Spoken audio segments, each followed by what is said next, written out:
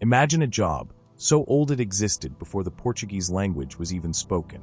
A job that survived wars, earthquakes, fires, the arrival of machines, the industrialization of the entire world, and 2 world wars, and that, even so, remains alive today, practiced almost the same way it was over 1,500 years ago.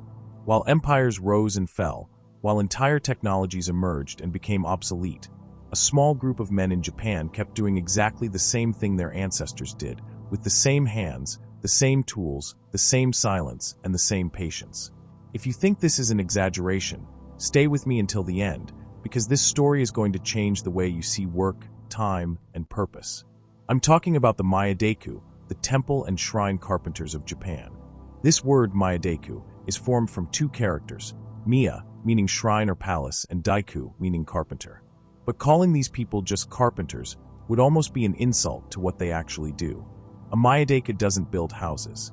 He builds Buddhist temples and Shinto shrines, some of the most sacred and complex structures in all of Japanese architecture, using a technique that almost no other civilization in the world has managed to keep alive for so long.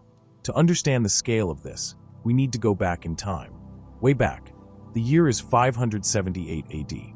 We're talking about a time when Japan was still consolidating its identity as a nation, when Buddhism had just arrived in the country from Korea and China, bringing with it not only a new religion, but also completely new architectural knowledge. It was in this context that the regent Prince Shotoku Taisho, one of the most important figures in Japanese history, decided to build a temple in Osaka called Shitennoji. To do this, he summoned craftsmen from Korea, specialists in building giant wooden structures without using a single nail. Yes, you heard that right. No nails. None. One of these craftsmen was named Kongo Shigemitsu. And the most impressive part of all this isn't just that he helped build this temple. It's that the company he founded for this construction, Kongo Gumi, continued to exist uninterrupted for more than 1,400 years, long recognized as the oldest continuously operating company in the entire world. It passed from father to son, generation after generation, until the early 2000s, when it was finally absorbed by a larger company due to financial difficulties. But even so, the technique, the knowledge, the craft itself, continued to be passed down and practiced to this day by other Maya-daiku masters spread throughout Japan. And here's the detail that really proves this profession survived.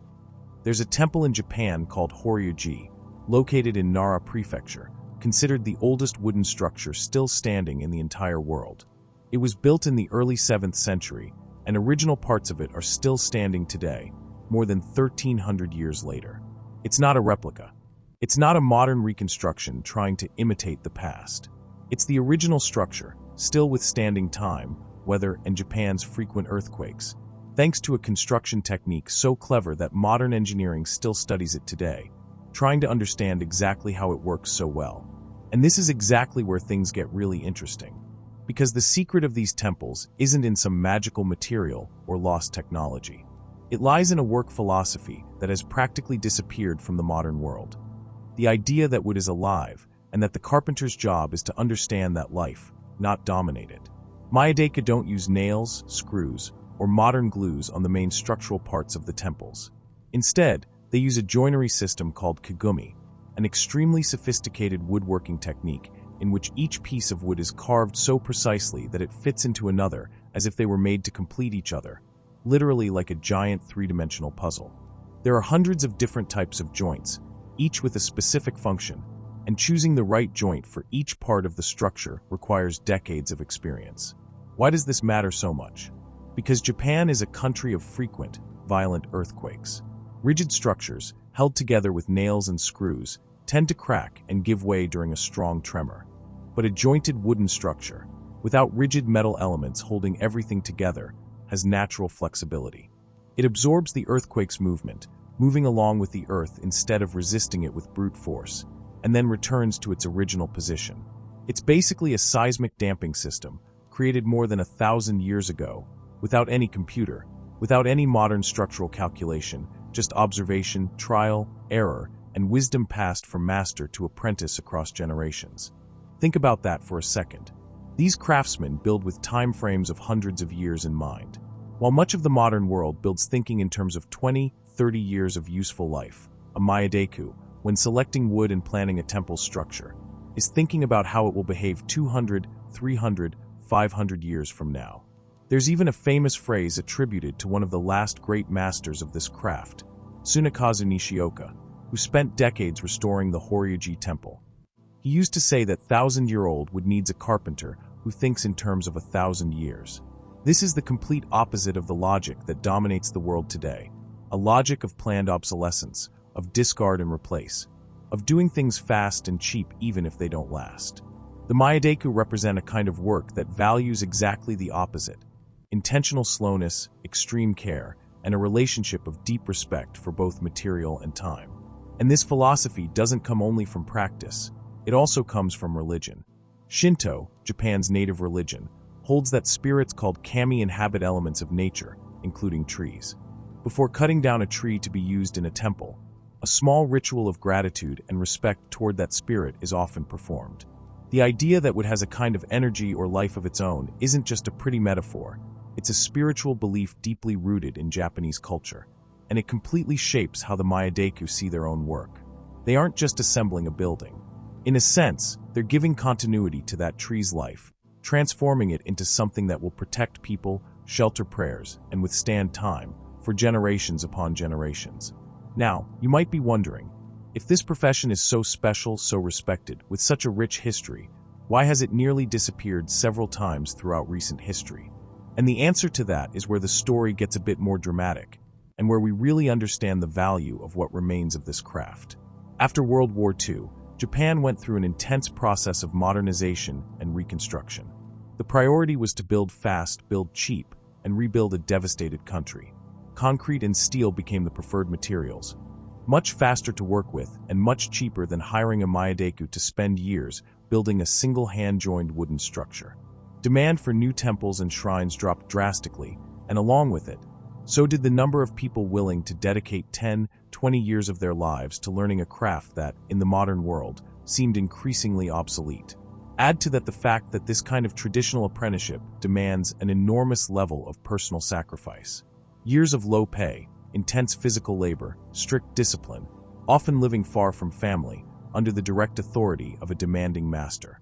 In a modern society increasingly oriented toward quick results, more comfortable careers, and more immediate rewards, it's increasingly rare to find young people willing to take that path.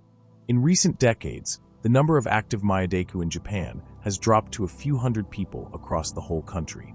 Some cultural preservation experts have publicly warned that, if nothing were done, this knowledge ran a real risk of disappearing completely within 1 or 2 generations, taking with it centuries of accumulated wisdom about how to build wooden structures capable of lasting 1,000 years.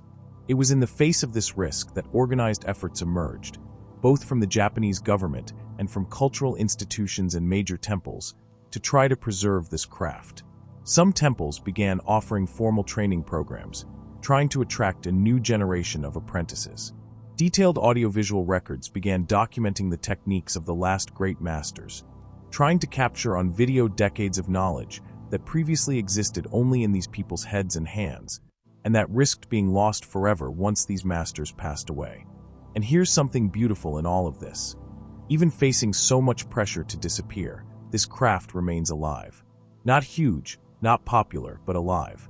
Even today, when a major historic temple needs restoration in Japan, the people called in to do the work aren't ordinary civil engineers, they're the Myadeku, because there's simply no other way to properly restore a 1,000-year-old structure using modern techniques incompatible with the original material.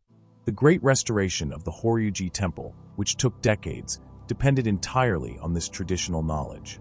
Without the Myadeku, one of the oldest wooden buildings in the world simply couldn't have been properly preserved. So why does this story matter so much to us, who will probably never build a Japanese temple in our lives?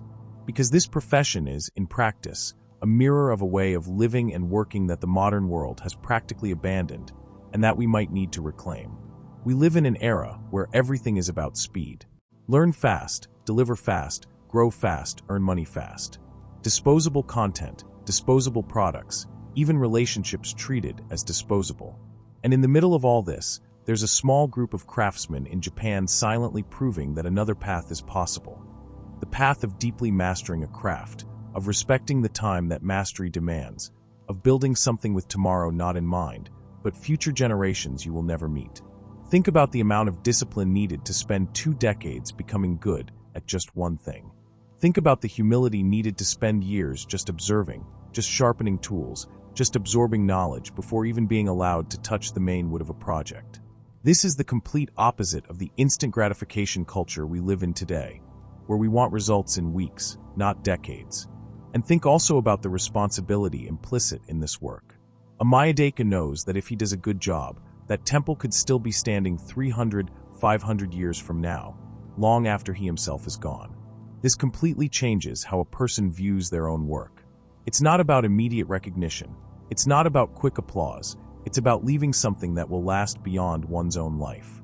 It's about a kind of silent legacy, built with one's own hands, piece by piece, joint by joint, without rushing. There's a practical lesson here too, beyond the philosophical one. The reason these wooden structures survived earthquakes, typhoons, fires, and 1,300 years of history wasn't because they were built to be rigid and unbreakable. It was exactly the opposite. They were built to be flexible, to move, to absorb impact instead of resisting it with brute force until they broke. This is a powerful metaphor for life too. The things that survive over the long term, whether structures, companies, relationships, or even people, generally aren't the most rigid and inflexible ones. They're the ones that know how to adapt, to move, to bend a little when necessary, without losing their own internal structure.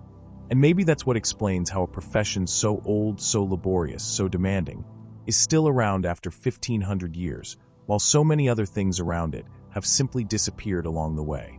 It survived because it never tried to compete on speed with the modern world. It survived because it found its value in exactly the opposite of that. In slowness, in care, in durability, in the generation after generation transmission of knowledge that simply cannot be learned in a weekend course.